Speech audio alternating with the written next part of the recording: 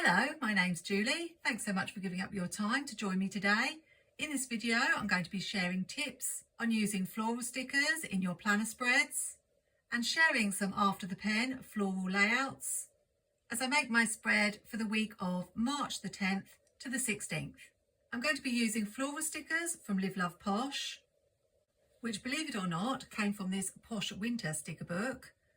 But because it's nearly spring, I want to bring some birds into my spread, so I'll be combining them with these stickers, which came from this Birds and Flowers sticker book from Doodle Diarys. All the links to the shops I mentioned will be in my video description, including my affiliate codes, so do check that out if you see anything you're interested in.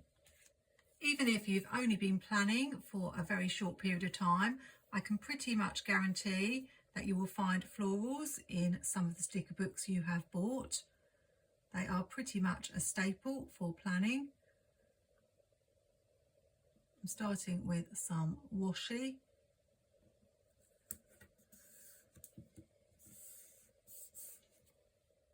It's probably hard to believe, but there was a time when there were hardly any floral stickers to be had. And I remember them bringing out the very first Happy Planner flower sticker book and how excited Heather Kell from creativejournal was. And that was quickly followed by a second book with some larger florals. This one, and it was the first time we'd actually had flowers cut so that you could literally just take them out of the sticker book and place them in the corners of your planner,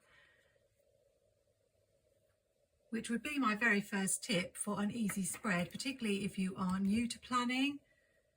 Don't make it difficult for yourself. Use the stickers in the way they were intended, and if there are corner pieces on the sticker sheet, placing them on opposite corners of your spread and then adding a few boxes and quotes is really all you need, and this will work with lots of different planner layouts.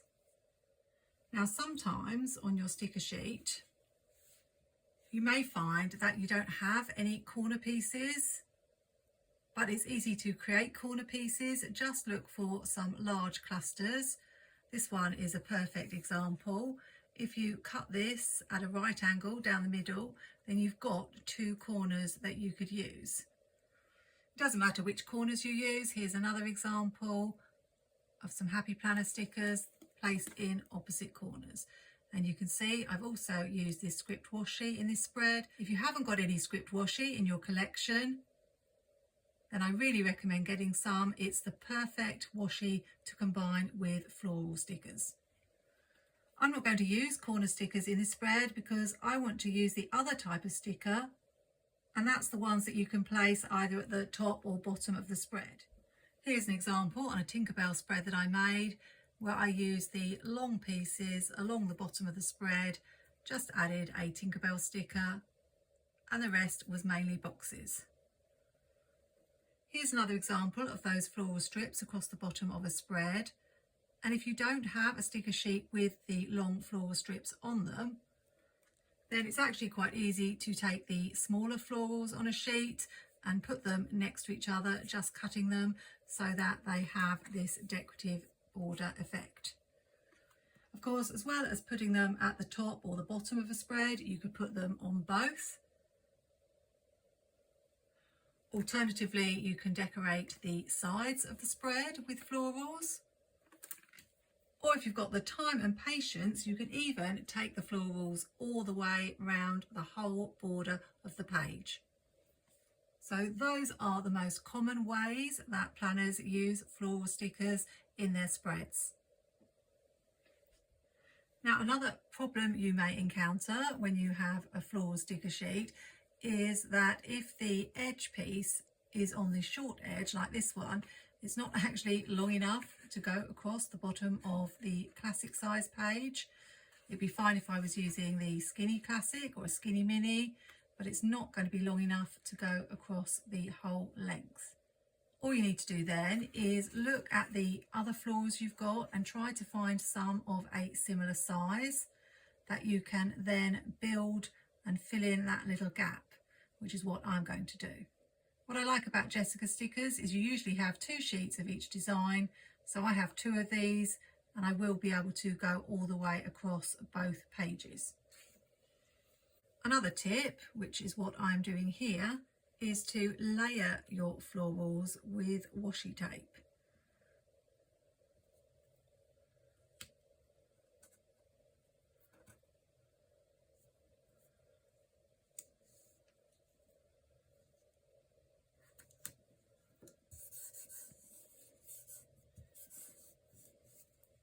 You might have been wondering why I didn't put this washi right at the bottom of the page, and that is why. Because I'm going to overlap the florals with the washi for a really pretty effect. It doesn't have to be a script washi, it could just be a coordinating colour.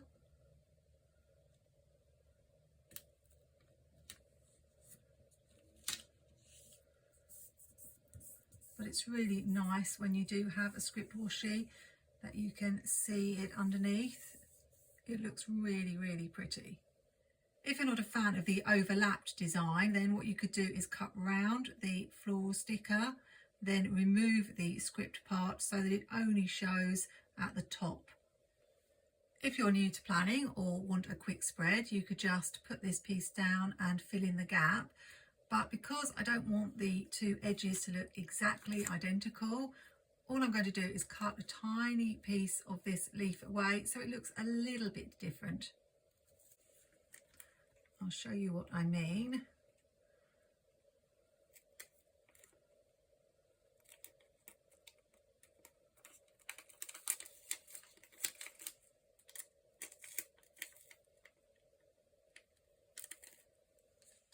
And I'll probably do the same here, but you certainly don't have to do this. It's just a little tip so that the 2 pieces don't look exactly identical.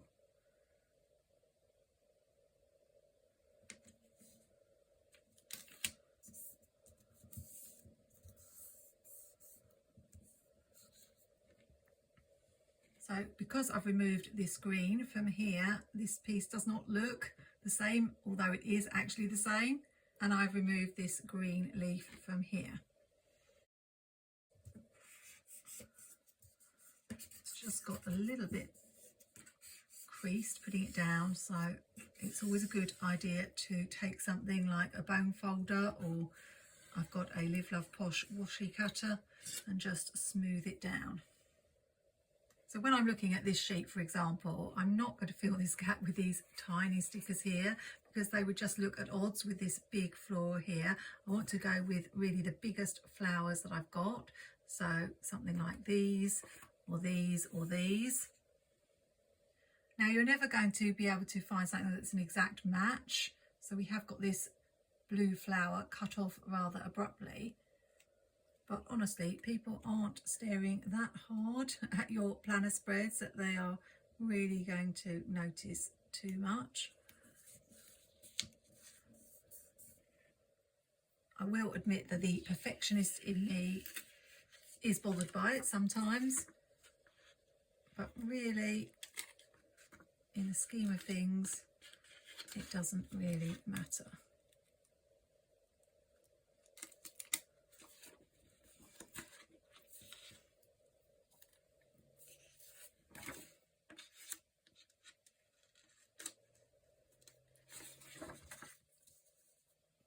And again, this is just me, but I like to have something high at the sides of both pages going down, rather than, for example, putting a piece that might end low. Just feel that it finishes it off quite nicely. So you could do something like that at the bottom of your spread, the top of your spread, the sides, or all the way round as I've demonstrated. Now the reason I chose these particular florals was because they matched these hummingbirds and the florals, not in the type of floral but the colour of the floral. They were the best match that I could find, and I really wanted to bring in these stickers. Before I add the birds, I want to add this grid washi at the top of the page because I feel it needs something just to finish it off. It's really nice to use floral sticker sheets because you don't have to do too much thinking. Just pick one of the ways to use the florals that I've suggested. But I would recommend combining florals with something else. So in this spread I'm using birds, but another thing I would recommend is combining florals with people, usually girls. I'll show you an example in a minute.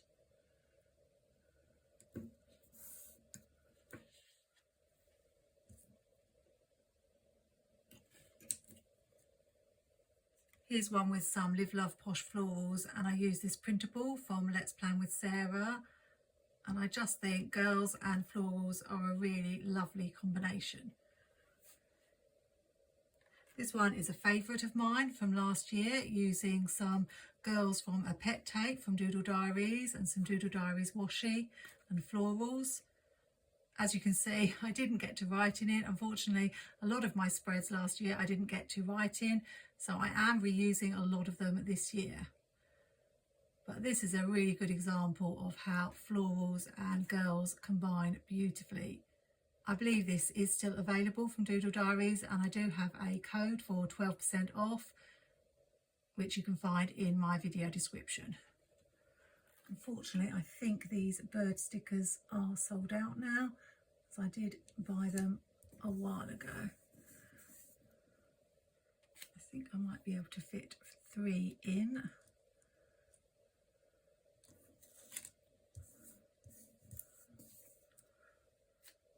I have a whole book full of these birds, so I really want to use as many as I can. This is actually quite a simple spread, and I think rather than having 3 on this side, I will add a quote here just for something different. I found this quote, "Let your day burst forth like flowers in the spring," from Emma Plans a Day Spring Collections. And I could use box stickers in this spread, but I'm moving away from using box stickers. So I did consider drawing my own boxes, but then I found I had these zebra mild liners which match perfectly with the colours, so I'm going to use those. Last time I drew lines with mild liners I used a ruler, but I thought today I'd be really brave and try without. I'll do one page at a time, so it might help to angle the page a little bit. And I thought I'd use alternate lines rather than having the lines so close together. So here goes.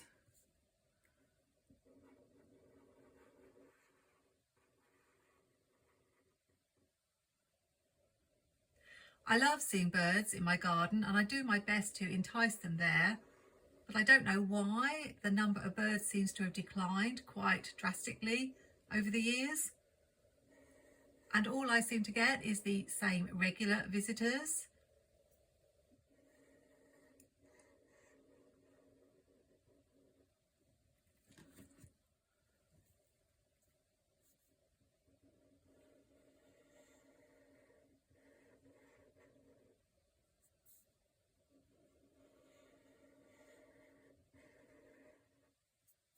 I have magpies, pigeons, some starlings who visit every spring and make a nest in a tiny hole that's in the wall of my parents' house.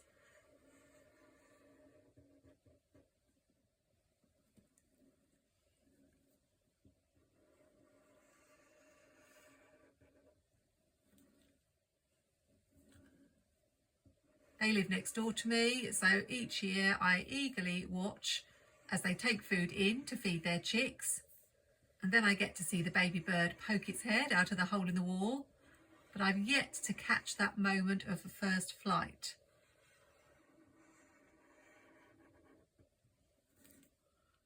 Not too bad.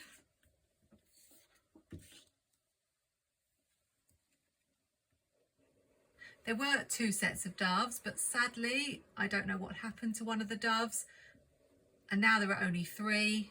So when I see the one all on its own, it does make me feel really sad.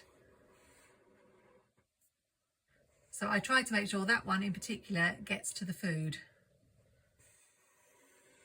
And lastly, there's Mr. Robin, as I call him, who pops into the garden every so often, and I always get really excited when I see him.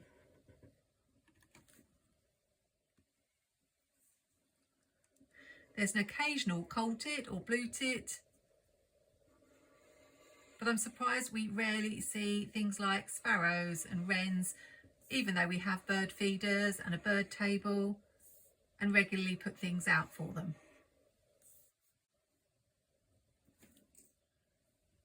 Could be something to do with the cat that lives next door, or Mr. Fox and his family, who I see often in my garden.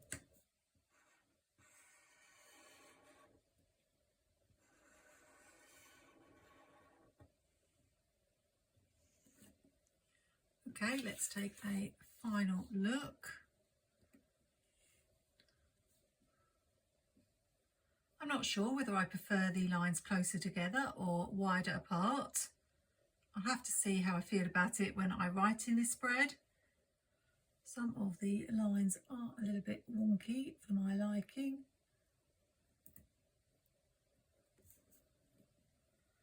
But I'm going to let that go.